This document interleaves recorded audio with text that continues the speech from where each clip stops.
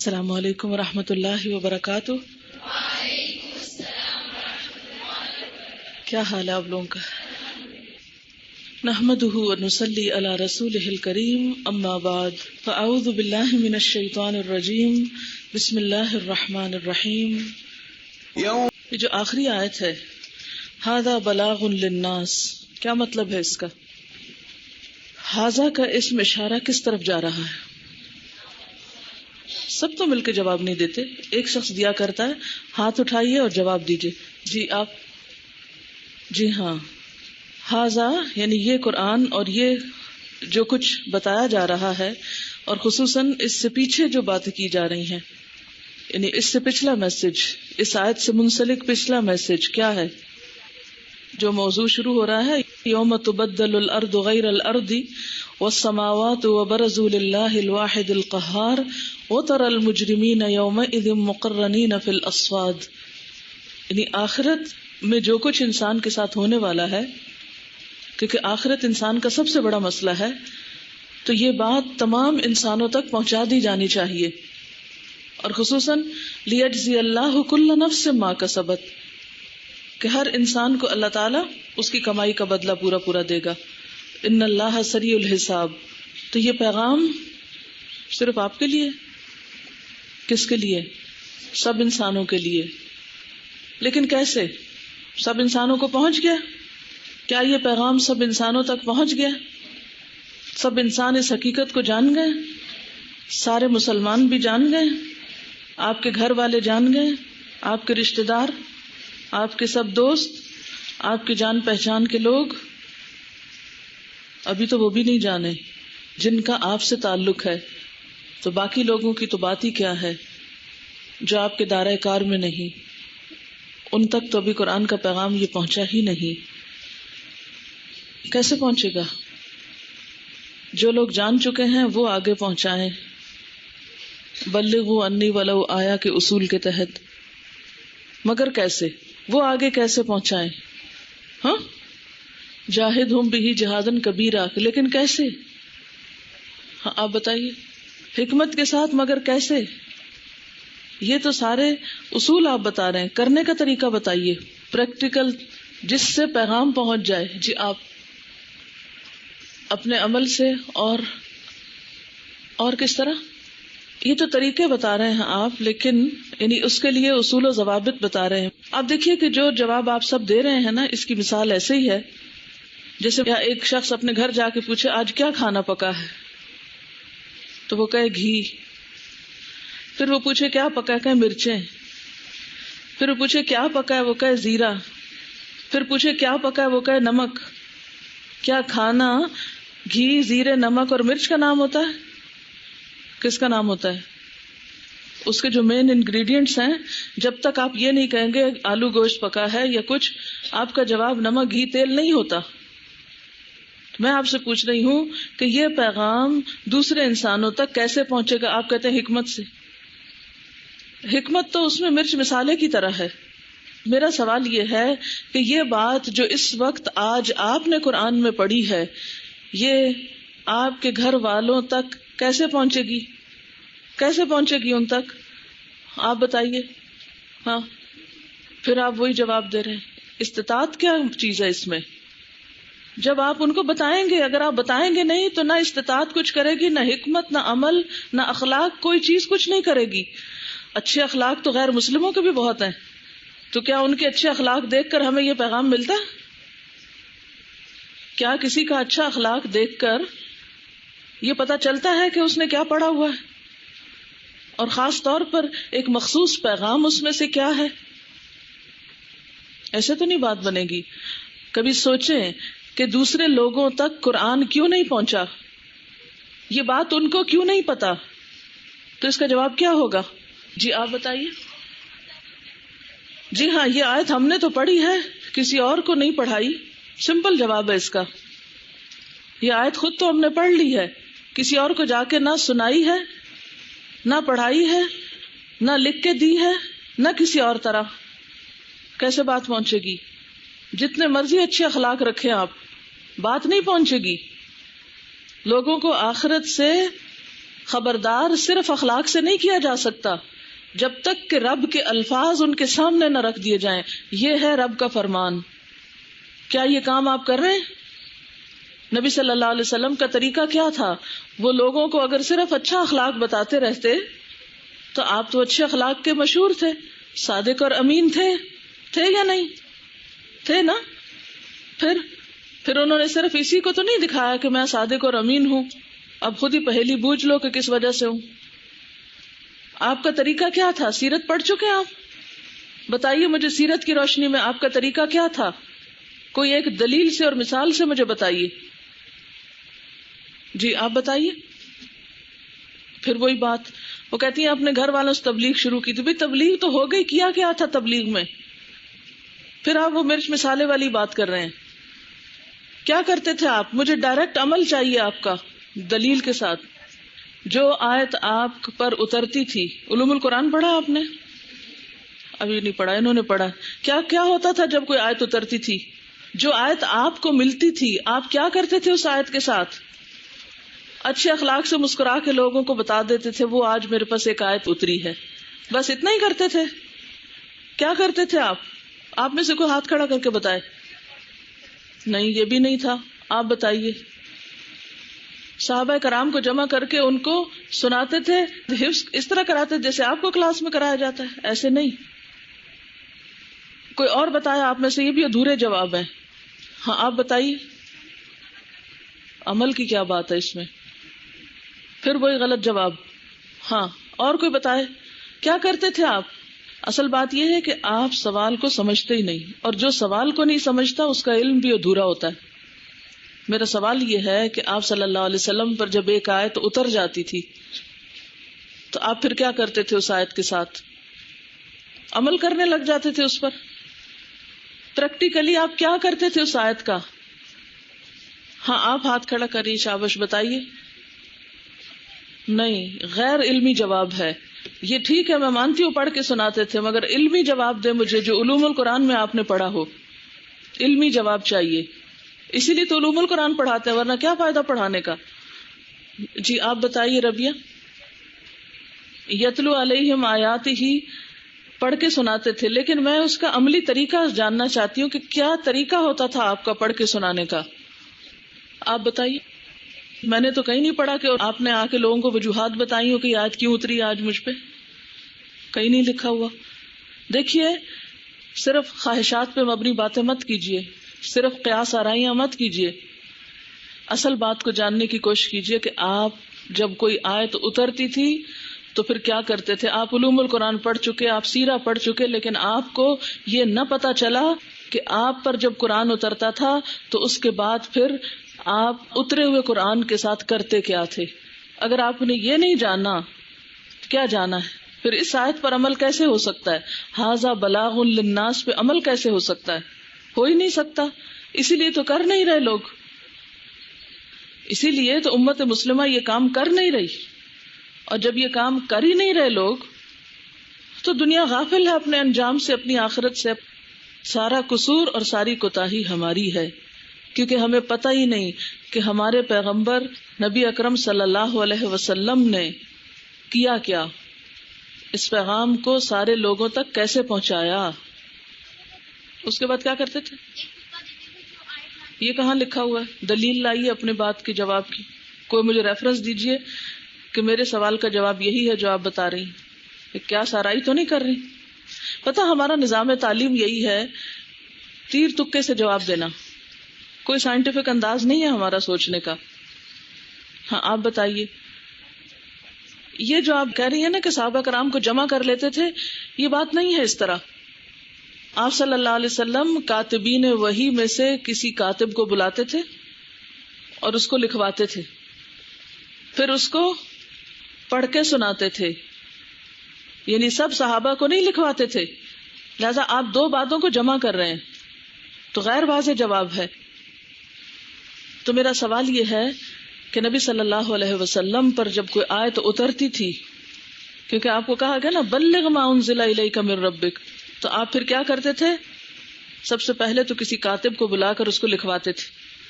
اور اس میں کاتب سفر میں بھی آپ کے ساتھ ہوتا تھا. پتہ ہے آپ کو یہ بات؟ کوئی موقع ایسا نہیں ہوتا تھا کہ جس میں کاتب آپ کے ساتھ نہ ہو. جنگ ہو، سفر ہو، حضر ہو، ہر موقع پر کاتب ساتھ ہوتا تھا.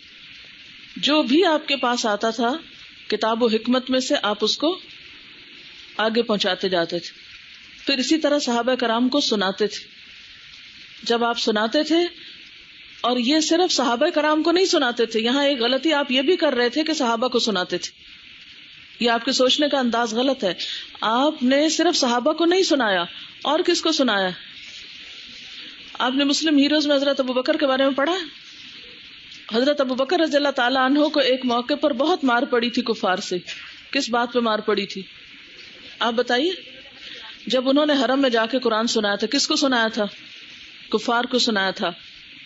آپ صحابہ کو سناتے، صرف صحابہ کو نہیں سناتے بلکہ نان مسلمز کو بھی سناتے.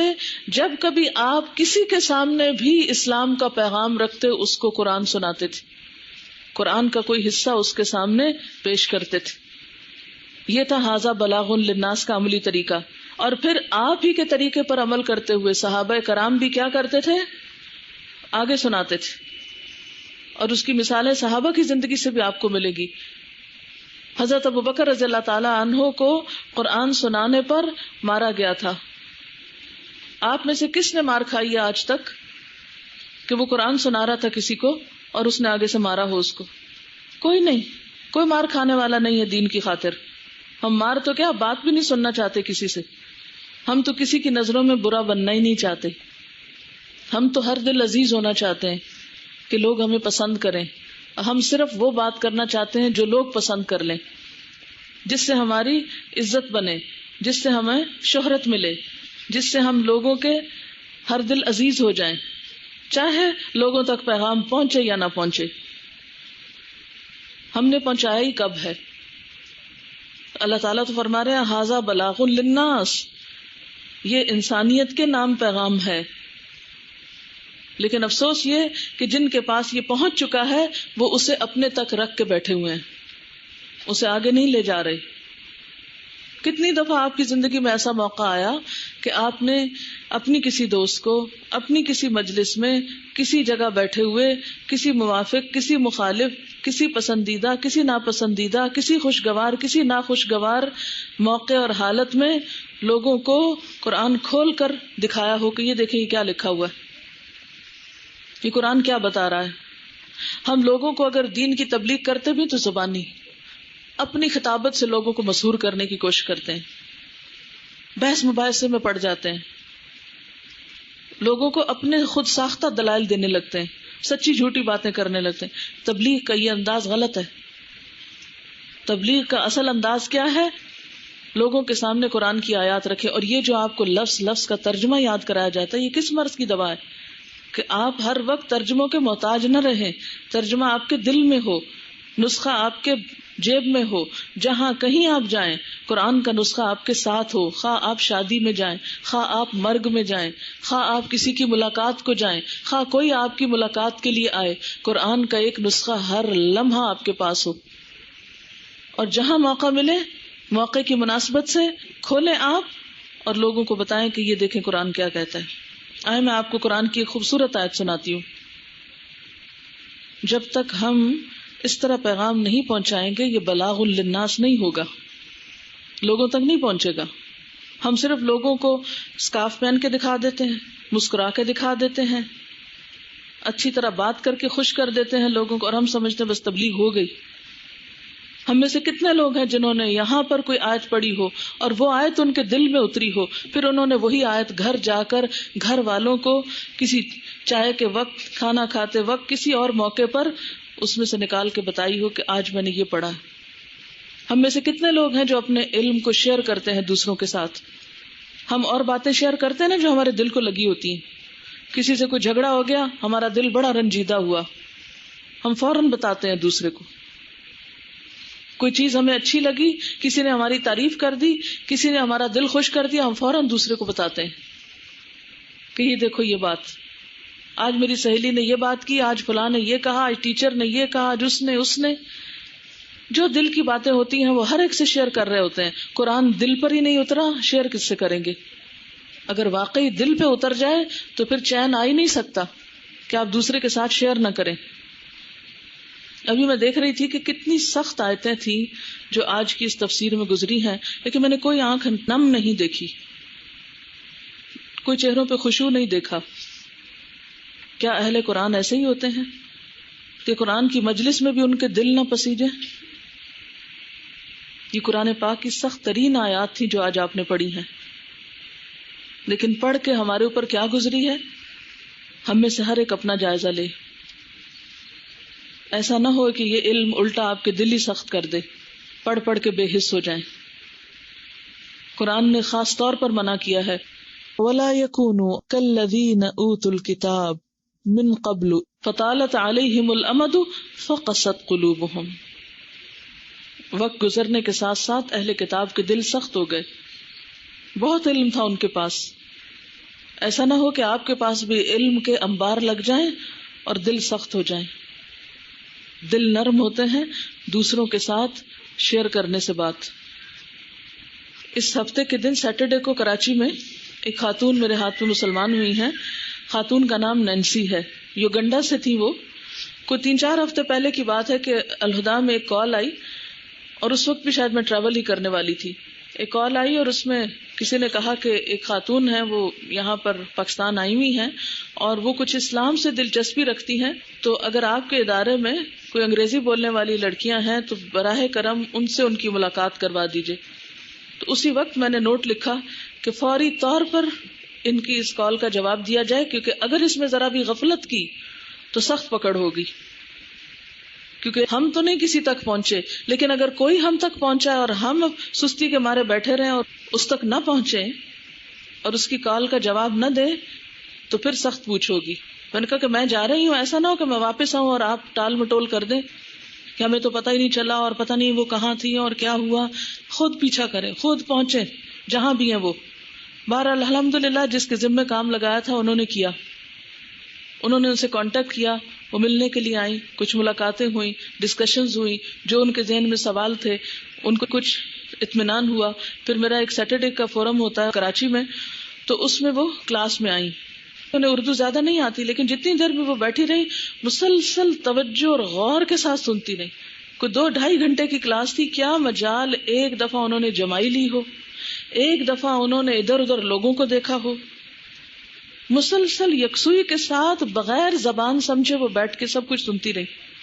کلاس ختم ہونے کے فوراً بعد میرے پاس آئی اور میرا ہاتھ پکڑ لیا اور ہاتھ نہیں چھوڑنی تھی.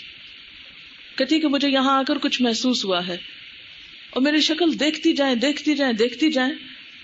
اور اس کے بعد تھوڑی سی گفتگو میں نے ان سے کی، اور پھر مزید ان کے ذہن میں کچھ سوال تھے.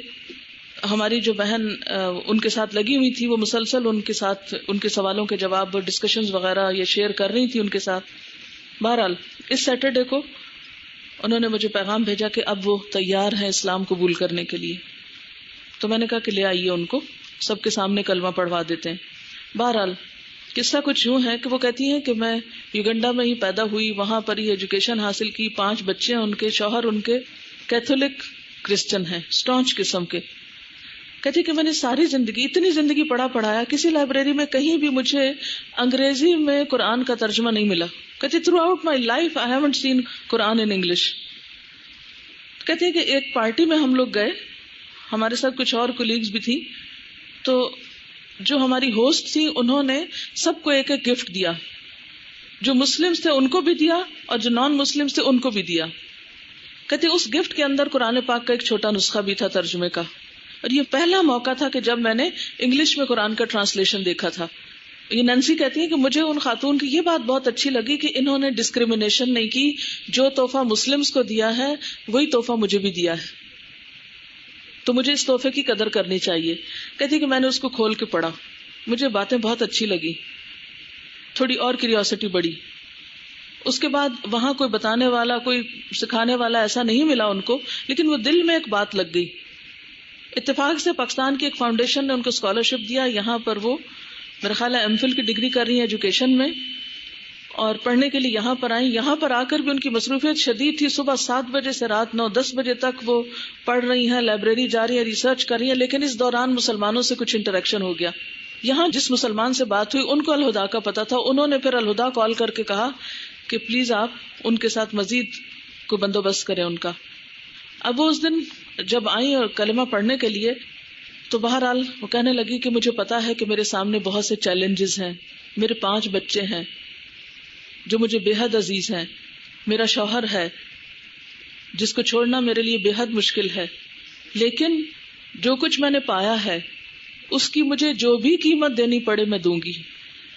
مجھے اسلام جیسی نعمت ملی ہے، میں اسے ہر قیمت پر لینا چاہتی ہوں. اس لیے آئی نو کہ میرے لیے کتنے مسئلے ہوں گے، لیکن میں ان کے لیے تیار ہوں. میں نے ان کو کلمہ دہروایا، انہوں نے سب کے سامنے کلمہ پڑھا. اب کہنے لگی کہ میں ایک فیملی کو چھوڑ کر دوسری فیملی کو جوائن کر رہی ہوں، میں اپنی پرسنل فیملی کو چھوڑ کر فیملی آف اسلام کو جوائن کر رہی ہوں. اس وقت ہم میں سے ہر ایک ہل کے رہ گیا کہ یہ صرف اسلام قبول کرنے کی قیمت دے رہی ہیں. شاید ان کو 5 بچے اور شوہر چھوڑنا پڑے، کیونکہ انہوں نے اپنے شوہر وغیرہ سے بات کی تو بالکل کسی قیمت پہ مسلمان ہونے کو تیار نہیں. اب اگر یہ واپس جاتی ہیں تو ان کے ساتھ کیا ہوتا ہے؟ وہ ان کو کہتی مجھے معلوم ہے کہ مجھے کیا کچھ چھوڑنا ہے، لیکن اس کے بدلے میں جو کچھ میں نے پایا ہے مجھے پھر بھی یہ بڑی چیز لگتی ہے، یہ نعمت بہت بڑی ہے میرے لیے، کیونکہ سوچ سمجھ کے مسلمان ہوئی ہے، جذباتیت میں نہیں ہوئی. میں یہ سوچ رہی تھی ہم سب نے صرف مسلمان ہونے کی کیا قیمت دی ہے، کیا قربان کیا ہے، کیا چھوڑا ہے. ہم یہ سب کچھ چھوڑنا تو دور کی بات، ان کی ناراضگی بھی برداشت نہیں کر سکتے. ایک دن اگر کسی کا موڈ آف ہوتا ہے تو اگلے دن ہم چھٹی کر لیتے ہیں، قرآن پڑھنا چھوڑ دیتے ہیں، اپنے مقصد سے ہٹ جاتے ہیں، کیونکہ دنیا عزیز ہے نا ہمیں. اور پھر جس دن سے انہوں نے اسلام قبول کرنے کا سوچا، ابھی قبول نہیں کیا، یعنی کہ مینٹلی وہ پریپیئرڈ تھی جب قبول کرنے کے لیے، تو ساتھ ہی کہتی ہیں کہ میں سوچتی ہوں اب اس پیغام کو دوسروں تک کیسے پہنچاؤں گی. یوگنڈا میں میری بہت سی زمین ہے، آپ لوگ وہاں آئیں، وہاں الہدا بنائیں، ہم وہاں ایسا ادارہ بنائیں گے، وہاں ایسی لائبریری بنائیں گے، ہم اور لوگوں کو بتائیں گے. ڈے 1 سے خود قبول کرنے سے پہلے دوسروں کے لیے سوچنا شروع ہو گئی، اوروں کو کیسے بتاؤں. اور آج ہم کتنے کتنے سپارے پڑھ کر بھی یہ نہیں جانتے کہ اوروں کو کیسے بتائیں. ہمارے ایجنڈے میں، ہمارے پروگرام میں، ہمارے کسی منصوبے میں، ہمارے کسی خواب میں، ہماری کسی خواہش میں کوئی ہے ہی نہیں یہ پروگرام کہ یہ پیغام دوسروں تک کیسے پہنچائیں.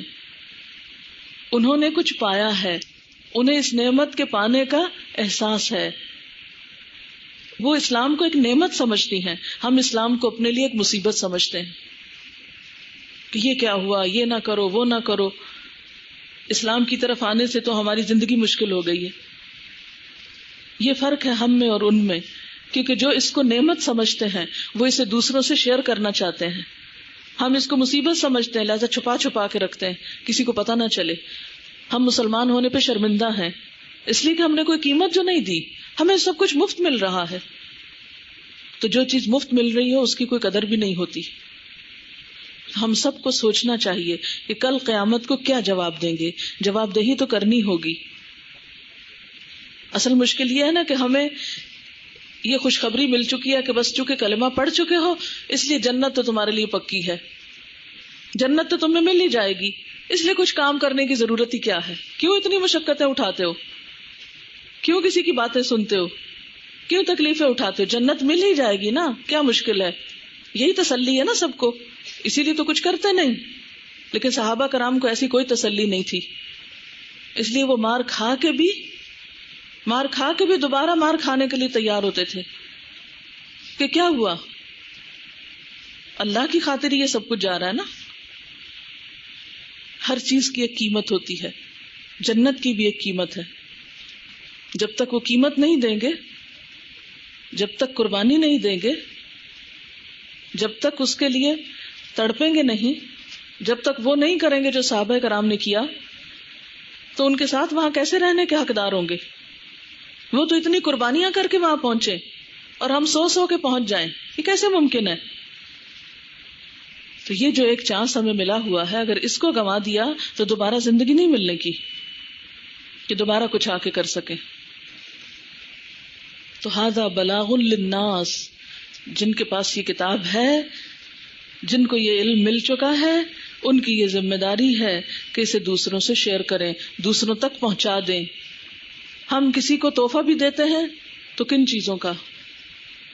میں کبھی سوچتی ہوں کہ ہم تو ابھی ان جھگڑوں سے ہی نہیں اوپر اٹھے کہ ہم کسی کو قرآن پاک دیں بھی کہ نہ دیں، کسی نان مسلم کو دیں یا نہ دیں، ہم وضو کے بغیر پکڑیں یا نہ پکڑیں. ہماری لڑائیاں تو اس پہ ہو رہی ہیں. ہم نے دوسروں تک قرآن کیا پہنچانا؟ ہم تو اپنوں کو بھی نہیں پکڑنے دیتے، ہم تو اپنوں کو بھی ہاتھ نہیں لگانے دیتے، ہم تو خود بھی اس پیغام کو سننے پڑھنے کو تیار نہیں ہیں، ہم تو اس میں بھی روڑے اٹکا رہے ہیں. دوسروں تک کہاں پہنچے گا؟ اور دوسروں تک اسی لیے نہیں پہنچا کہ ہمیں خود لڑنے سے فرصت نہیں ہے، چھوٹی چھوٹی باتوں پر ہم ایک دوسرے سے جھگڑ رہے ہیں. ھذا بلاغ للناس ولینذروا بہ، لوگوں کو خبردار کرنا ضروری ہے، انہیں ڈرانا ضروری ہے کہ دیکھو ایک دن ایسا آنے والا ہے کہ تمہیں اپنے کیے کا حساب دینا ہوگا، جواب دینا ہوگا. وَلِيَعْلَمُوا أَنَّمَا هُوَ إِلَٰهٌ وَاحِدٌ، اور پوری دنیا میں لا الہ الا اللہ کا پیغام پہنچانا ضروری ہے. لوگوں کو اس بات کا علم دینا ضروری ہے کہ الہ ایک ہی ہے. وَلِيَذَّكَّرَ أُولُو الْأَلْبَابِ، پہنچاؤ تاکہ عقل والے نصیحت قبول کر سکیں. جب تک پہنچے گا ہی نہیں تو عقل مند اس کو کیسے قبول کریں گے؟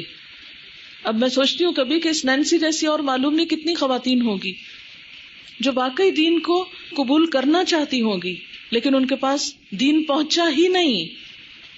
قصور کس کا ہے نہ پہنچنے پر؟ اگر نہیں پہنچا تو کیوں نہیں؟ وجہ کون ذمہ دار ہے؟ کون قصوروار ہے؟ کس کی پوچھ ہوگی؟ خود بخود پہنچ جائے گا، آٹومیٹیکلی سب کچھ ہو جائے گا ہمارے کچھ کیے بغیر.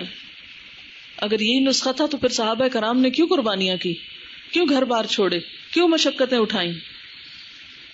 تو بتائیے پھر کیا کریں گے آپ؟ بالکل یہ تو آپ کی اپنی خوش قسمتی ہے اگر یہ کام کریں.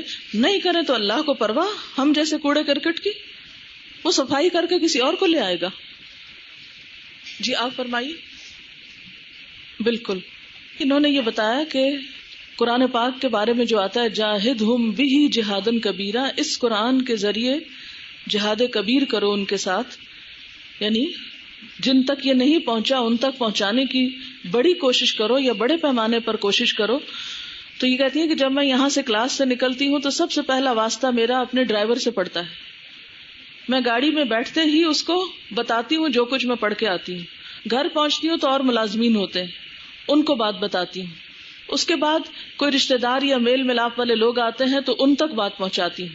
پھر انہوں نے بہت سی کیسٹس لے رکھی ہیں، جس تک ممکن ہو وہ کیسٹس دیتی ہیں، حتیٰ کہ گاؤں تک اور رشتہ داروں تک دور دور انہوں نے پہنچا دی ہیں. پھر اسی طرح جہاں جہاں مال کے ساتھ مدد کی ضرورت ہوتی ہے یا مال کے ذریعے کام کرنے کی ضرورت ہوتی ہے تو وہ اس کے ساتھ کرتی ہیں. اور پھر اس کے بعد زبان کے بعد قلم کے ذریعے، کہ جب انہیں موقع ملے گا تو انشاءاللہ قلم کے ذریعے لکھ کر بھی یہ باتیں آگے کریں گی. اب اس میں آپ دیکھیے کہ خود بھی بتا رہی ہوں، اپنی زبان بھی استعمال کر رہی ہیں. کیسٹ بھی جہاد باللسان کا ہی ایک ذریعہ ہے جو جدید دور میں طریقہ نکل آیا ہے. اور پھر جہاد بالقلم میں ہاتھ سے لکھنے کا بھی سوچ رہی ہیں، لیکن جب تک نہ لکھ پائیں چھوٹی چھوٹی کتابیں، پیمفلیٹس، لکھی ہوئی چیزیں آپ کسی کو بھی دے سکتے ہیں، کہیں بھی بانٹ سکتے ہیں. اور مال اس میں ہوگا شامل تو تبھی ہوگا نا، اپنی ضروریات میں سے کچھ نہ کچھ نکال کے.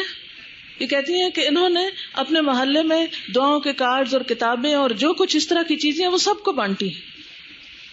اگر آپ میں سے ایک خاتون عمر کے اس حصے میں پہنچ کر کہ جب انسان کی طاقت اور ہمت نسبتاً کم ہو جاتی ہے جوانوں سے، اگر وہ یہ سب کچھ کر سکتی ہیں تو آپ میں سے باقی لوگ کیوں نہیں کر سکتے؟ یہ بتا رہی ہیں کہ میرے بیک ایک کا ایسا مسئلہ تھا کہ میں 10 منٹ بھی بیٹھنا میرے لیے ایک جگہ پہ جم کے مشکل ہوتا تھا. تو جب انہوں نے یہاں داخلہ لیا تو اللہ تعالیٰ سے خاص دعا کی کہ اللہ تعالیٰ میں نے یہ کام شروع کیا تو مجھے اس کی ہمت عطا کر. اصل بات یہی ہے کہ جب آپ کے دل کو کوئی بات لگ جاتی ہے نا تو آپ سارے راستے ڈھونڈ لیتے ہیں، ہر چیز پھر سمجھ آنے لگتی ہے. اور یہ صرف بڑوں کی بات نہیں، چھوٹے چھوٹے بچوں میں بھی آپ دیکھیں کہ جس کھلونے کو انہیں لینا ہوتا ہے اس کے لیے کتنی ضد کرتے ہیں، جو چیز انہیں نظر آ جاتی ہے اس کے لیے کیسے بھاگتے اور دوڑتے ہیں. میرا چھوٹا سا نواسا ہے، صبح کے وقت جب میں پڑھنے لکھنے کا کام کر رہی تو تھوڑی دیر میں اس کو ضرور گود میں لے کے بیٹھتی ہوں، صرف یہ دکھانے کے لیے کہ this is life, this is your future, تمہیں بھی یہ سب کرنا ہے. تو اس کو دکھانے کے لیے اپنے گھٹنے پر رکھ کے اپنے ہاتھ سے پکڑ کے اس کو بیٹھ جاتی ہوں، اور وہ بھی ٹک کے بیٹھ جاتا اور کسی صورت نہیں بیٹھتا. لیکن اس کو اگر پین نظر آ جائے یا کوئی خاص کلر کی چیز نظر آ جائے تو وہ پھر بیٹھتا ہی نہیں. میں اسے سیدھا بھی کروں گی تو وہ بھاگ بھاگ کے اسی کی طرف جائے گا، اچھل اچھل کے اس چیز کو پکڑے گا. تو میں اس کی حرکتیں دیکھتی رہتی ہوں، میں سوچتی ہوں کس نے سکھایا اس کو کہ وہ چیز پکڑو جا کے. میں اس کو روک رہی ہوں، اس کا توجہ اور طرف موڑ رہی ہوں، لیکن یہ ہے کہ ادھر ہی توجہ کیے ہوئے اسی کے پیچھے بھاگ رہا ہے. تو اگر ایک چھوٹا سا بچہ جو چند ماہ کا ہے اپنی پسند کی چیز اور اپنے دل کی چیز لینے کے لیے اتنا لپک رہا ہے کہ چھوٹ چھوٹ کے اس کے پیچھے جا رہا ہے، ایک چھوٹا سا معصوم بچہ، تو کیا بڑے بڑے عقل مند لوگ یہ بات نہیں سمجھتے؟ جو چیز انسان کی پسند کی ہوتی ہے، جو کام اس کے دل کو لگ جاتا ہے، اس کے لیے انسان کو کسی سے ٹریننگ نہیں لینی پڑتی، پھر مشورے نہیں لینے پڑتے، وہ پھر بھاگ بھاگ کے اس کے پیچھے خود ہی جاتا ہے، اس کو راستے خود بخود نظر آ جاتے ہیں. لیکن بات یہ ہے کہ ابھی تک ہم اس بات کی اور اس کام کی اہمیت سے ہی واقف نہیں ہوئے کہ یہ ہماری ذمہ داری ہے، یہ ہم پہ فرض آ گیا ہے کہ ہم مسلمان گھرانوں میں پیدا ہو گئے، یہ قرآن ہم تک پہنچ چکا ہے، اب ہمیں اسے آگے دینا ہی دینا ہے. تو اصل بات یہی ہے کہ جن کے ذمے پیغام پہنچانا تھا وہ خود ہی سو گئے، وہ خود ہی غافل ہو گئے، وہ خود ہی اور چیزوں میں پڑ گئے، ان کے دل پہ اور چیزیں لگ گئیں. تو جب تک یہ شعور بیدار نہیں ہوگا، جب تک احساس نہیں دلائیں گے، اور سب سے بڑھ کے تو پھر اب آپ پہ ذمہ داری ہے کہ جن کو یہ رستہ مل گیا ہے اور جن کا کچھ بھی شعور بیدار ہو گیا ہے، وہ صرف اس کو اپنے تک کیوں رکھے ہوئے ہیں؟ وہ کیوں نہیں تڑپتے دوسروں کے لیے؟ کیوں نہیں فکر کرتے دوسروں کی آخرت کی؟ پھر میں تو یہی سمجھوں گی کہ ہمیں اپنی آخرت کی بھی فکر نہیں. اگر اپنے دل میں خوف آخرت ہو تو دوسروں کے لیے بھی پریشانی پیدا ہو جائے. کمیونیکیٹ کیوں نہیں کر پاتے، دے کیوں نہیں پاتے؟ اس لیے کہ اپنے اندر حوصلہ ہی نہیں، علم ہی نہیں، تیاری ہی نہیں، شوق ہی نہیں، اس کی ضرورت ہی محسوس نہیں کرتے. پچھلے مہینے میری ایک خاتون سے ملاقات ہوئی جنہوں نے خود انگریزی کبھی نہیں پڑھی، لیکن اپنے والد کی کتابوں کو انگریزی میں ٹرانسلیٹ کرنے کے لیے انہوں نے انگریزی سیکھی بڑی عمر میں. اور کیسے سیکھی؟ اپنے روزمرہ کے گھر کے کام کاج کے ساتھ. ان کے والد بتا رہے تھے کہ یہ مسلسل کچن میں کام کرتے وقت ایک ایک جملہ پڑھتی تھی، کسی بھی انگریزی کی کتاب کو اس کو بار بار دہراتی تھی، بار بار اس کو بول کے اس کو یاد کرتی، اور اس طرح کرتے کرتے بہترین انگلش لکھنے لگ گئی، کیونکہ انہیں ایک ضرورت محسوس ہوئی کہ اس علمی ذخیرے کو دوسری زبان میں منتقل کرنا چاہیے. ایک شوق لگ گیا. تو جس کو کسی کام کا شوق لگ جائے وہ اس کے لیے رستے تلاش کر لیتا ہے، اس کے لیے پھر کوئی رکاوٹ نہیں رہتی. لیکن چونکہ ہمیں اس کی ضرورت ہی محسوس نہیں ہوتی، اس لیے ہم کس بات پہ محنت کریں جب کوئی ایم ہی نہیں لائف میں. اور ابھی جو بات ہو رہی تھی کہ جیسے وہ بتا رہی تھی کہ کیسٹ پہنچانے کی یا کوئی کتاب پہنچانے کی، بعض اوقات ہم یہ ہے کہ مختلف لوگوں کو کرٹیسائز کرتے رہتے ہیں یہاں بیٹھ کے. کوئی کہیں بیٹھتا ہے تو معاشرے کی خرابی کا ذمہ دار سیاست دانوں کو قرار دے دیتا ہے، کوئی کہیں بیٹھتا ہے تو کہتا ہے کہ ساری مشکل مولویوں کی ہے، انہوں نے صحیح نہیں بتایا، کوئی اسکولوں کو کرٹیسائز کرتا ہے، کوئی نظام تعلیم کو برا بلا کہتا ہے. سب لوگ صرف ایک تنقید کر کے اٹھ جاتے ہیں، اپنی غلطی کوئی نہیں دیکھتا. تو اس وقت میں کسی اور سیکٹر کے اوپر نہیں بات کروں گی، میں آپ ہی کے اوپر کروں گی کہ قصور میرا اور آپ کا ہے. ہمیں اپنی غلطی کا اعتراف کرنا چاہیے کہ پیغام ہمارے پاس ہے، ہم اس کو آگے پہنچانے کا حق ادا نہیں کر رہے. اگر ہم حق ادا کریں کسی نہ کسی کے تھرو لوگوں تک صحیح میسج پہنچے گا. یہ 2 دن پہلے میں ملتان میں تھی تو وہاں ایک خاتون نے لا کر اپنے شوہر کا خط دیا. یہ خط میں آپ کو پڑھ کے سناتی ہوں. یہ مجھے ایسے لگ رہا تھا کہ جیسے ہمارے بہت سے لوگوں کا حال یہی ہے کہ وہ اصل چیز کی تلاش میں ہوتے ہیں، جب اصل نہیں ملتا تو وہ ادھر ادھر کس طرح بھٹکتے رہتے ہیں، اور جب وہ ایک خاص چیز مل جاتی ہے تو پھر اس کے بعد ان کو جب زندگی میں ایک مقصد مل جاتا ہے تو پھر اس مقصد کے ساتھ ان کی ساری صلاحیتیں استعمال ہونے لگتی ہیں. میرے نام خط ہے اور اس میں لکھتے ہیں ماں جی مجھے کہہ کے پکارا ہوا ہے. سب سے پہلے کراچی کے اسکالر الیاس ستار صاحب کے میگزین صوت الاسلام میں آپ کا اور آپ کے ادارے کا تعارف پڑا. اس کے بعد آپ کی ایک اسٹوڈنٹ نے جو پنڈی سے ملتان آئی، میرے دوست کی بیوی تھی، انہوں نے سب سے پہلے ماہ رمضان میں ہماری مسجد کے لیڈیز پورشن میں فہم القرآن کلاس شروع کی، جس سے مزید آپ کے مشن کو سمجھنے کا موقع ملا بذریعہ کیسٹ. انہوں نے شاید وہ فہم القرآن سنا. پھر ہمارے ایک بزرگ دوست حمید اصغر صاحب نے آپ کی تقریباً 70% کیسٹس مہیا کر کے اپنے لیے صدقہ جاریہ کا بندوبست کیا. ماں جی آپ کی ایک کیسٹ دل کی باتیں سن کر الحمدللہ دل کی دنیا میں قرآن مجید کی کرنیں نور بن کے اتری اور اللہ سبحانہ وتعالیٰ کی لافانی محبت سے آشنائی ہوئی. لکھتے ہیں کہ 1963 میں جس گھرانے میں میری آنکھ کھلی تو دیکھا کہ والد محترم دارالعلوم دیوبند انڈیا سے علم حاصل کر کے مدرسہ قاسم العلوم ملتان کی بنیاد ڈال چکے تھے. ننیال کا تعلق بریلوی مسلک سے تھا. اہل محلہ میں اہل تشیع بھی بستے تھے. بہرحال اسکول میں تعلیم حاصل کرتے ہوئے بوجہ علالت میٹرک کا امتحان نہ دے سکا. مدرسہ میں ناظرہ قرآن مجید کے بعد فارسی ادب اور عربی میں اصول فقہ تک کتابیں پڑھی، مگر فقہی مباحث کے الجھاؤ کی وجہ سے تعلیم جاری نہ رکھ سکا اور استادوں سے نہ بنی. ماں جی یہاں سے میرے لیے ایک مشاہداتی، تجرباتی اور فکری تحقیق کے دور کا آغاز ہو گیا جو تقریباً 15 سالوں پہ محیط ہے. اس عرصے میں ایک وقت وہ بھی آیا جب اہل تشیع کی مجالس میں ریاض حسین موچ والے کی ٹون میں شام غریباں پڑھ رہا تھا تو کبھی ہپناٹزم، مسمرزم، ٹیلی پیتھی اور پیری مریدی کی وادیوں میں ڈبکیاں کھا رہا تھا. کہیں کامیڈین سٹیج ایکٹر کا روپ دھارا تو کہیں پی ٹی وی میں انٹرویو کے لیے جا پہنچا. پھر کہیں ناران کی وادیوں میں شعبدہ باز بن کر مجمع لگا رہا تھا، کہیں کوبرا ڈانسر بن کر شادی بیاہ کی تقریبات میں کشت زعفران کے مواقع فراہم کر رہا تھا، کہیں فوٹوگرافی کا فن سیکھ کر دکان کھول لی تو کہیں حجام بننے پہنچ گیا. ڈسپنسر، موچی، ویلڈر، ڈینٹر، آٹو الیکٹریشین جیسے کاموں میں بھی تھوڑے تھوڑے ہاتھ رنگے. حکیم بننے پہنچا. کلفٹن، منوڑا اور کماڑی بندرگاہ پہ بھنے ہوئے چنے اور پاپ کارن بیچے. 4 سال کریانہ کی دکان چلائی. 1981 کا سال ایسے گزرا. ایک گنر کے طور پر آرٹلری فوج میں بھرتی ہوا. کورٹ مارشل ہوا. 4 ماہ قید بامشقت سول جیل میں کاٹی اور آزاد ہوا. ماں جی ان حالات کا سامنا فکری انتشار کی وجہ سے ہوا. یہ سارا بھٹکنا کس لیے تھا؟ فکری انتشار. کہ سوچ جو تھی وہ فوکس نہیں تھی، کچھ پتا نہیں تھا کہ کرنا کیا چاہیے، کیونکہ فقہی مباحث کا الجھاؤ بالآخر عقائد کے الجھاؤ کا باعث بنا. یعنی فقہی بحث مباحث جو مدرسوں میں ہوتے ہیں ان کی وجہ سے عقیدے میں بھی ایک الجھاؤ آ گیا. پھر کبھی تو کیپٹن مسعود الدین عثمانی افکیماڑی سے متاثر ہوا، کبھی کمال حسن عثمانی سے، کبھی غلام احمد پرویز کو پڑھا تو کبھی کارل مارکس، ہیگل اور ڈارون کی فلسفی کو سٹڈی کر کے کمیونسٹ بن کر ڈارونی بندروں کی فوج میں جا ملا. فرائیڈ کی فراڈ تھیوری، نفس کی پوجا کو خوب انجوائے کیا. یکا یک اللہ سبحانہ تعالیٰ کے بحر رحمت کو جوش آیا اور گناہوں کی بدبودار اور متعفن دلدل سے مجھے نکالا. اس طرح کے کوڑے کے ڈھیر میں سے راہ چلتے ہوئے سید مودودی کا تحریر کردہ پمفلٹ سلامتی کا راستہ گندگی میں لتھڑا ہوا ملا. ابھی آپ دیکھیں کتاب کہاں سے ملی ہے ان کو. کسی نے ایسے پڑھ کے ادھر ادھر پھینک دیا ہوگا کوڑے میں، جیسے بن میں ڈال دیتے چیزیں، وہ ایک ڈھیر پر ان کو مل گیا. دھونے کے بعد اس کا مطالعہ کیا. کچھ ہی دن گزرے تھے کہ ردی کے ڈھیر میں سے ایک اور پمفلٹ کمیونزم یا اسلام مل گیا. اس کو پڑھ کر اباؤٹ ٹرن ہونا پڑا. سید مودودی کے مختصر ترجمہ قرآن کو مکمل کیا. اس کے بعد اب قرآن کی طرف دھیان ہوا. عبد الرحمن کیلانی کی کتاب آئینہ پرویزیت کے مطالعے سے حدیث کے بارے میں شکوک و شبہات دور ہوئے. اب دیکھیے کتابیں کس طرح اثر انداز ہو رہی ہیں. صحائح ستہ کے اردو تراجم کا مطالعہ کیا. قرآن و حدیث کے مسلک نے فرقہ وارانہ کشیدگیوں، تنظیمی سیاستوں، دھڑے بندیوں اور شخصیات کی پوجا سے نجات دلا دی.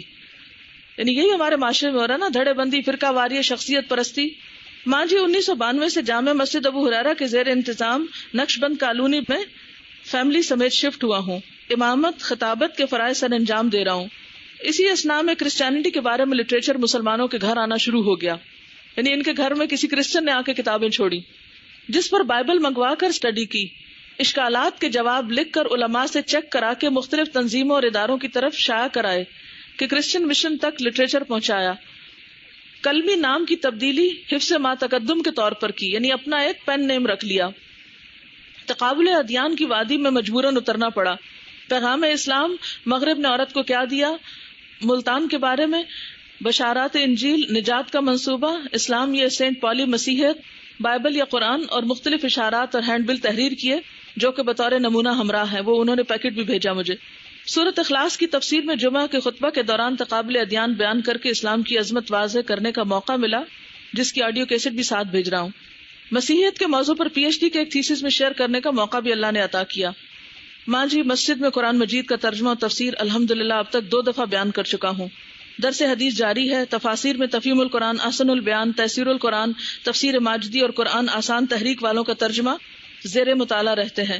نشتر میڈیکل کالج کے ہاسٹل اقبال ہال میں اور تحریک محنت کے زیر اہتمام فہم القرآن اکیڈمی میں ترجمہ قرآن کی کلاسز پڑھا رہا ہوں.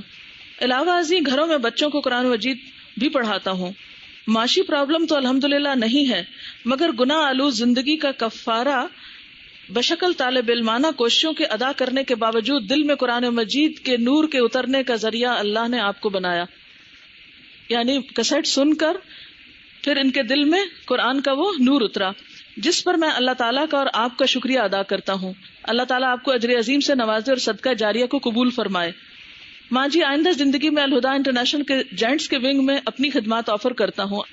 آپ کی رہنمائی میں قرآنی نور کو عام کرنے میں یقیناً تسکین قلب اور فاستبقوا الخیرات کے مواقع میسر آئیں گے. آپ کا بہت قیمتی وقت لیا. اللہ تعالیٰ سے دعا کریں کہ میرے گناہوں کو حسب وعدہ سورۃ الفرقان کے نیکیوں میں بدل دے. وہ سورۃ الفرقان کی ایک آیت کا ریفرنس دیا ہوا ہے. آپ کی مشفقانہ رہنمائی کا منتظر ہوں. تو بات یہ ہے کہ یہ شخص اگر یہ چند پمفلٹ گندگی کے ڈھیر سے اور چند کیسٹس نہ سنتا تو یہ کہاں ہوتا؟ میرا خیال ہے یقیناً خودکشی کر چکا ہوتا، کیونکہ جہاں اتنا ذہنی انتشار اور اتنی فکری پراگندگی ہو وہاں ایسے لوگ جی نہیں سکتے پھر زیادہ دیر. اور معاشرے میں کتنی زیادہ فرسٹریشن ہے. بہت سے لوگوں کے پاس ذہانت ہے، علم بھی ہے، لیکن مقصد نہیں ہے زندگی میں. انہیں یہ نہیں پتا کہ لوگوں کی رہنمائی کس طرح کرنی ہے. کبھی کچھ پڑھ لیا، کبھی کچھ بن گئے، کبھی کچھ بن گئے، کبھی کسی طرح اپنے آپ کو سیٹسفائی کر رہے ہیں، کبھی کسی طرح کر رہے ہیں. ایسے سب لوگوں تک قرآن کا پیغام ھذا بلاغ للناس یہ کب پہنچے گا، کیسے پہنچے گا، طریقہ کیا ہوگا؟ بتائیے. جی آپ. یہ اپنا ایک طریقہ بتا رہی ہے. یہ اور ان کی بھابھی دونوں نے مل کے ایک منصوبہ بنایا کہ مہینہ بھر پیسے جمع کر کے کیسٹس لیں گے اور ان کو سرکولیٹ کریں گے فیملی میں، یعنی اوروں کو بھی سنوائیں گے. تو وہ اپنے فیملی والوں کے بیچ میں ان کو سنوا رہی ہیں اور یہ اپنی فیملی میں یہ کہتی ہیں کہ میں صبح امی کے لیے کیسٹ بالکل تیار کر کے رکھ کے آتی ہوں، وہ میرے بات سنتی ہیں، پھر جب میں واپس جاتی ہوں تو ان کے ساتھ ڈسکس کرتی ہوں. بعض اوقات ایسا بھی ہوتا ہے نا کہ جب آپ کسی کو خود ایک بات بتانے لگتے ہیں تو وہ بحث شروع ہو جاتی ہے، بات وہیں ختم ہو جاتی ہے. لیکن اگر آپ کسی کو پہلے ایک چیز سنوا چکے ہوں یا پڑھا چکے ہوں اور ان کا کچھ مائنڈ بن چکا ہو، وہ کچھ ایکسپٹ کرنے کو تیار ہو، اس کے بعد جب آپ ان سے ڈسکشن کرتے ہیں تو پھر بات پازیٹیولی آگے بڑھتی ہے. لیکن بعض اوقات ایسا ہوتا ہے نا کہ بچوں سے پیرنٹس خود نہیں سننا چاہتے یا رشتے دار ہماری بات نہیں سننا چاہتے، تو ایسی صورت میں ان کو کوئی کتاب، کوئی کیسٹ، کوئی چیز دے کر پھر ان سے شیئر کر سکتے ہیں کہ اچھا آپ بتائیے آپ کو اس میں کون سی بات اچھی لگی اور کون سی اچھی نہیں لگی. اور کھلے دل سے تنقید سنا کیجیے. جو چیز اچھی نہ لگے اس کو بھی ایکسپٹ کیا کریں. ضروری نہیں کہ ہم یہ سب کچھ اس لیے دینے کہ لوگ ہماری تعریفیں کریں اور ضروری ہم کو پسند کر لیں. ہمارا فرض ہے کہ بات پہنچائیں، اپنی خامیوں پہ کان دھریں تاکہ اپنی مزید اصلاح کر سکیں، اپنے آپ کو اور امپروو کر سکیں، کیونکہ ہم انسان کامل نہیں ہیں. اگر چھوٹی سی کوئی کوشش اللہ نے کرنے کی توفیق دی ہے، اگر اس میں کوئی کمی رہ گئی تو اس کمی کو بھی کھلے دل سے قبول کر لیں کہ ہاں یہ کمی ہے. ضروری نہیں کہ جو شخص تعریف کرے صرف اسی کے ساتھ آپ تعاون کریں. ہاں آپ بالکل یہ اپنا طریقہ بتا رہی ہیں. جب تک میں الہدیٰ نہیں آئی تھی تو میں نے کبھی سوچا بھی نہیں تھا کہ یہ ہماری ذمہ داری ہے. یہاں آنے کے بعد بھی ایک عرصے تک ہمت نہیں ہوئی کہ یہ بات آگے کسی کو پہنچاؤں، لیکن اس کے بعد اللہ تعالیٰ نے ایک خیال ان کے دل میں ڈالا. یہ گھر جاتے اور آتے وقت مختلف ویگن سے سفر کرتی ہیں، یعنی کبھی کوئی ویگن ہوتی ہے، کبھی کوئی ہوتی ہے. جب یہ بیٹھتی ہیں تو وین پر جب گانے وغیرہ لگے ہوتے ہیں تو ان کے بیگ میں کچھ نہ کچھ کیسٹس ہوتی ہیں. یہ کوئی کیسٹ نکال کے ڈرائیور کو دیتی ہیں کہ آپ یہ ذرا لگا دیں. کہتے پہلے تو بہت جھجک ہوتی تھی کہ پتہ نہیں بات مانیں گے کہ نہیں مانیں گے. آخر ہمت کر کے دینا شروع کیا اور انہوں نے نہ نہیں کی. تو جتنی دیر میں بیٹھتی ہوں کیسٹ لگی رہتی ہے. بعض اوقات گنجائش ہوتی ہے تو چھوڑ دیتی ہوں کہ وہ مزید بھی لگاتے رہیں، نہیں تو میں ان سے واپس لے لیتی ہوں اور پھر دوبارہ جس وین میں بیٹھتی ہوں انہیں کو اسی طرح سنوا دیتی ہوں کہ کم از کم جتنی دیر میں بیٹھی ہوں اتنی دیر تو خیر کی بات دوسروں کے کان میں پہنچتی رہے. اس سے مجھے ایک بات یاد ہے. ابھی اس دفعہ میں دبئی گئی ہوئی تھی تو وہاں پر ایک صاحب سے ملاقات ہوئی. وہ بتا رہے تھے کہ میں نے ایک بڑی مشین خریدی ہے، آپ کی کیسٹس کو ڈپلیکیٹ کرتا ہوں، اور ان کا طریقہ بھی یہ ہے کہ تھاؤزینڈز میں فری کیسٹس دیتے ہیں اور ساری ڈرائیورز کو دے رہے ہیں، جو پاکستانی اور انڈین ٹیکسی ڈرائیورز ہیں ان کے ساتھ انہوں نے باندھا ہوا ہے. وہ ڈرائیور کو کیسٹ دیتے ہیں اور کہتے ہیں کہ جب بھی کوئی پاکستانی یا انڈین اردو سمجھنے والا بیٹھے تو آپ اس کو آن کر دیں، اور اگر وہ خواہش کرے کہ مجھے یہ دے دو تو مفت دے دو اور مجھ سے آ کے اور لے لو. اور اس طریقے پر وہ ہزاروں لوگوں کو کیسٹ بانٹ چکے ہیں. ہماری کسی کولیگ نے بتایا تھا ان کا بیٹا دبئی گیا، تو جو ہی دبئی گیا جب واپس آیا تو پوچھا کہ کیسا رہا سفر. وہاں جا کے بھی جاتے ہی الہدا ملا، کیونکہ میں جس گاڑی میں بیٹھا، ٹیکسی میں بیٹھا، تو ٹیکسی والے نے ساتھ ہی کیسٹ آن کر دی. تو بات یہ ہے کہ تبلیغ کے مختلف طریقے ہوتے ہیں. اگر آپ کو شوق ہوگا تو اللہ تعالیٰ آپ کے دل میں طرح طرح کے خیالات ڈال دے گا. لیکن اگر ہمارے اپنے ذہن میں کوئی مقصد نہیں ہے کہ ھذا بلاغ للناس ہے، یہ صرف ہمارے لیے نہیں ہے، یہ تو ساری انسانیت کا حق ہے. کل ہی بلکہ میں جہلم میں تھی تو مجھ سے کسی نے کہا آپ کی جو تفسیر ہوتی ہے اس میں بہت سی اور باتیں ہوتی ہیں، لیکن ایک بات آپ بہت زیادہ سکھاتی ہیں لوگوں کو، اور وہ یہ کہ یہ پیغام آگے پہنچاؤ. میں نے کہا تو اس میں برائی کیا ہے؟ کہتے نہیں لیکن پھر وہ بہت بوجھ ہو جاتا ہے کہ پھر صرف یہی کام کرنا ہے ہمیں. میں نے کہا نہیں، صرف یہی کام نہیں کرنا، لیکن ہم امت وسط یا امت مسلمہ ہیں ہی اس لیے. سارے کام اپنی جگہ، نمازیں اپنے لیے، روزے اپنے لیے، صدقہ خیرات اپنے لیے، لیکن بحیثیت امت یعنی بحیثیت فرد ہم اچھے کام کرتے رہیں، اچھے اخلاق کا مظاہرہ کریں، لیکن بحیثیت امت ہماری ذمہ داری پوری نہیں ہوتی جب تک کہ ہم اس پیغام کو آگے نہ پہنچائیں. ہمیں تو پیدا ہی اس لیے کیا گیا ہے، كَذَلِكَ جَعَلْنَاكُمْ أُمَّةً وَسَطًا لِتَكُونُوا شُهَدَاءَ عَلَى النَّاسِ.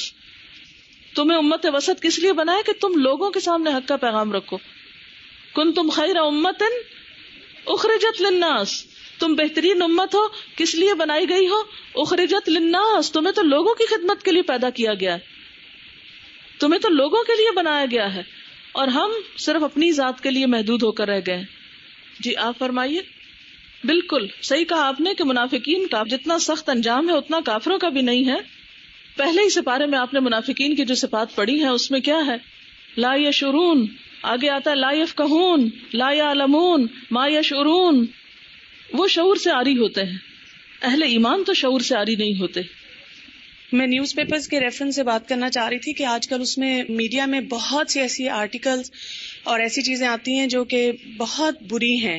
مثلاً ابھی پچھلے دنوں نیوز میں جو آتا ہے انسٹیپ، اس میں آیا تھا، اور جو لوگ انگلش کا پڑھتے ہوں اس میں پتا ہو کہ انہوں نے ایک اسٹیج پلے بنایا تھا جو کہ اباؤٹ لیسبینز ہے، اور اس کو بہت اپریشیٹ اس میں کیا گیا تھا. تو ہم لوگوں نے ایک گروپ بنایا ہے جس میں ہم بہت سے آرٹیکلز اور بہت سی چیزیں لکھ کے پھر اس نیوز پیپر کو بھیجتے ہیں. تو انہوں نے پرنٹ تو کوئی بھی نہیں کیا، لیکن اس کا افیکٹ یہ ہوتا ہے کہ کم از کم ایسی چیزوں پہ کنٹرول ہو جاتا ہے. مطلب آپ خود پہ ڈائریکٹلی ان کو لکھ سکتے ہیں، ہمیں دے سکتے ہیں، یہاں پر دے سکتے ہیں، جو بھی آپ نیوز پڑھیں کچھ کریں آپ بھیجیں ضرور، کیونکہ اس کا افیکٹ یہ ہوتا ہے کہ جب ان کے اوپر بہت زیادہ بمبارڈمنٹ آتی ہے تو وہ سمجھتے ہیں کہ جی ہماری پبلک یہ نہیں جا رہی، اور وہ اس کے اوپر پھر ضرور ایکشن لیتے ہیں. اور اسی طرح ایجوکیشن کے لیے آج کل بہت لوگ چاہ رہے ہیں کہ اس کے اوپر لکھا جائے. باقی جو چیز آپ کو لگے صحیح نہیں ہے میڈیا میں اس پہ لکھیں. اصل بات یہ ہے کہ لکھنے کی ضرورت ہے ان ساری چیزوں کو مختصر کر کے، تاکہ وہ زیادہ سے زیادہ آگے پہنچائی جائیں. ایک چیز کا پیغام ایک کاغذ کے اوپر، 2 کاغذوں کے اوپر، لمبی لمبی کتاب میں بھی بعض اوقات ہر ایک کے پڑھنے کے بس میں نہیں ہوتی. چونکہ وقت ختم ہو چکا ہے اس لیے اجازت چاہتی ہوں، اور آخر میں معافی چاہوں گی اگر میری کوئی بات آپ کو تلخ لگی ہو یا یہ کہ میں نے بہت شدت اختیار کی ہو، کیونکہ یہ سب کچھ صرف خیر خواہی میں ہے. کیونکہ دکھ ہوتا ہے مجھے امت مسلمہ کی بیٹیوں کی یہ حالت دیکھ کے کہ ہم اتنے بڑے بڑے ہو چکے ہیں، ابھی تک ہمیں سوچنا نہیں آیا، ابھی تک ہمارے اندر وہ سنجیدگی نہیں آئی جو آنی چاہیے، ابھی تک ہمارے اندر وہ تڑپ نہیں آئی جو ہونی چاہیے. تو اس لیے یہ صرف ایک، آپ یوں کہیں دوسرے لفظوں میں ہیمرنگ تھی، سخت باتیں تھیں تاکہ آپ تھوڑے سے بیدار ہو جائیں. اب اجازت چاہتی ہوں. السلام علیکم ورحمۃ اللہ وبرکاتہ.